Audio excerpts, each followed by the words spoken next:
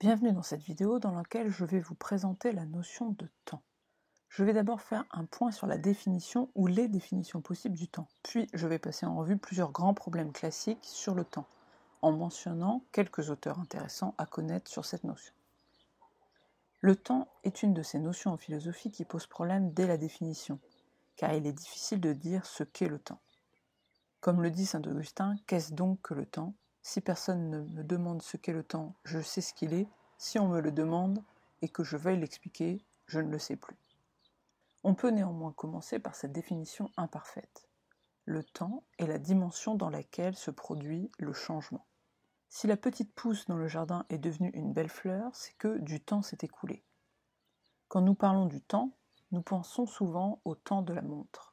Le temps s'écoule uniformément, minute après minute, seconde après seconde. Cette vision du temps correspond à ce que l'on appelle en philosophie le temps objectif. Le temps objectif, c'est le temps qui nous permet de mesurer le changement, avec nos montres. Il est uniforme, il s'écoule à la même vitesse pour tout le monde. Néanmoins, cette façon de voir le temps ne rend pas compte de la façon singulière dont nous vivons le temps, ce que l'on va appeler le temps subjectif. Le temps subjectif, c'est le temps vécu, c'est-à-dire la manière toujours singulière dont nous ressentons l'écoulement du temps. Ce temps, contrairement au temps objectif, est hétérogène. Une heure de temps objectif peut passer très lentement pour moi si je m'ennuie, ou passer en un rien de temps si je fais quelque chose qui me plaît. Voilà pour les définitions. J'en profite pour vous rappeler que si vous voulez apprendre à faire une dissertation ou une explication de texte, vous pouvez télécharger tous mes conseils de méthode via le lien juste en dessous de cette vidéo. Vous retrouverez notamment dans cet e-book toutes les définitions à bien connaître pour analyser finement un sujet de dissertation. À présent, voici quelques grands problèmes philosophiques sur le temps. Premier sujet, peut-on échapper au temps ? À première vue, il semble évident que non, car nous sommes des êtres temporels. Notre existence est inscrite dans le temps. Nous naissons et nous mourons. Il semble donc difficile de pouvoir échapper au temps en ce sens.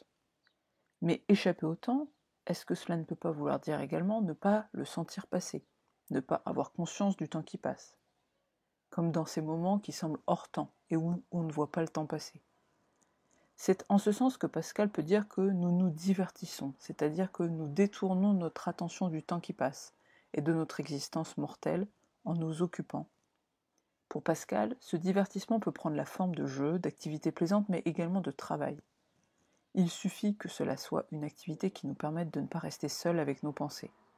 Alors, on peut échapper au temps. Mais est-ce raisonnable d'échapper ainsi au temps ? Pour Pascal, il n'est pas raisonnable d'agir ainsi, car cela nous fait en réalité perdre notre temps dans des activités futiles qui n'ont pas grand sens. Deuxième sujet, faut-il oublier le passé pour se donner un avenir ? À cette question, Nietzsche répondrait sans doute qu'il est effectivement nécessaire d'oublier le passé pour aller de l'avant, car à ses yeux, notre capacité à oublier le passé n'est pas une mauvaise chose, mais au contraire une fonction vitale. Si nous n'oublions rien, nous ressasserions davantage le passé. L'oubli est parfois nécessaire pour digérer de vieilles souffrances, par exemple. À ses yeux, cette capacité d'oublier que nous avons nous permet d'agir au présent, et donc d'influer sur ce que sera notre avenir. L'expression « se donner un avenir » pourrait ainsi signifier avoir un avenir meilleur. Au contraire, pour Sartre, l'oubli n'est pas une nécessité pour améliorer notre avenir, car en réalité notre passé ne nous détermine pas tant que ça. C'est plutôt nous qui réinterprétons notre passé en fonction de ce que nous faisons au présent. Pour lui, le passé n'est donc pas réellement ce qui pèse sur nous. S'il y a quelque chose qui nous empêche d'évoluer, c'est plutôt nos décisions ou pensées présentes. Sartre dit ainsi « Qui décidera si le séjour en prison que j'ai fait après un vol a été fructueux ou déplorable ? Moi, selon que je renonce à voler ou que je m'endurcis. » En d'autres termes, le passé ne décide pas de notre avenir, c'est plutôt nos décisions présentes qui donnent un sens ou un autre à notre passé. Troisième sujet, prendre son temps, est-ce le perdre ? Ici encore, c'est un sujet qui contient des expressions. Ici, il faudrait se demander ce que peut signifier prendre son temps et perdre son temps. Si l'on envisage la thèse de Machiavel, alors on pourrait dire qu'effectivement, prendre son temps, c'est parfois le perdre. Car si par prendre son temps, on veut dire agir avec une certaine lenteur, alors cette lenteur peut nous faire rater une occasion ou une action. Si l'occasion est manquée, si l'action n'est pas réussie, faute de vitesse, alors on peut dire que nous avons perdu notre temps pour Machiavel, car nous n'avons pas obtenu le résultat attendu. Alors, prendre son temps signifie parfois le perdre. Mais nous pourrions opposer à cela la thèse d'Armut Rosa, philosophe allemand né en 1965, qui montre combien l'impératif d'aller vite et d'être productif que nous subissons dans nos sociétés a tendance à nous faire perdre de vue l'essentiel. Selon lui, nous avons une approche quantitative du temps. Il faut faire beaucoup de choses en peu de temps. Mais nous perdons alors en qualité de temps vécu. C'est le contraire d'une bonne vie. Cet impératif d'aller vite ne nous laisse plus le temps de vivre réellement, nous ne prenons plus le temps de digérer un deuil ou d'avoir des relations sociales de qualité avec les êtres vivants qui nous entourent. Quatrième sujet, est-il possible de vivre au présent ?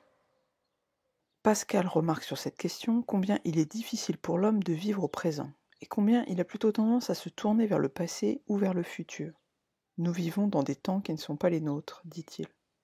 Nous regrettons le passé et nous anticipons l'avenir, mais nous ne vivons pas au présent, et cela nous rend malheureux. C'est pourquoi Marc Aurèle, en bon stoïcien, rappelle que pour être heureux et libre, nous devons agir sur ce qui dépend de nous. Or, parmi ce qui dépend de nous, il y a nos pensées et le moment présent. Le passé et le futur échappent à notre contrôle. Ce que nous devons faire, c'est nous concentrer sur le présent. Il dit ainsi dans Penser pour moi-même, « Ne te soucie de vivre que l'instant où tu vis, c'est-à-dire l'instant présent, et tu pourras passer tout le temps qui te reste, jusqu'à la mort, noblement, dans la paix morale, en souriant à ton génie. » Voilà pour cette vidéo. J'espère qu'elle vous permettra de mieux cerner les grandes questions que vous allez rencontrer sur la notion de temps. Si la vidéo vous a aidé, n'hésitez pas à vous abonner pour ne pas manquer les suivantes. Très bonne journée à vous!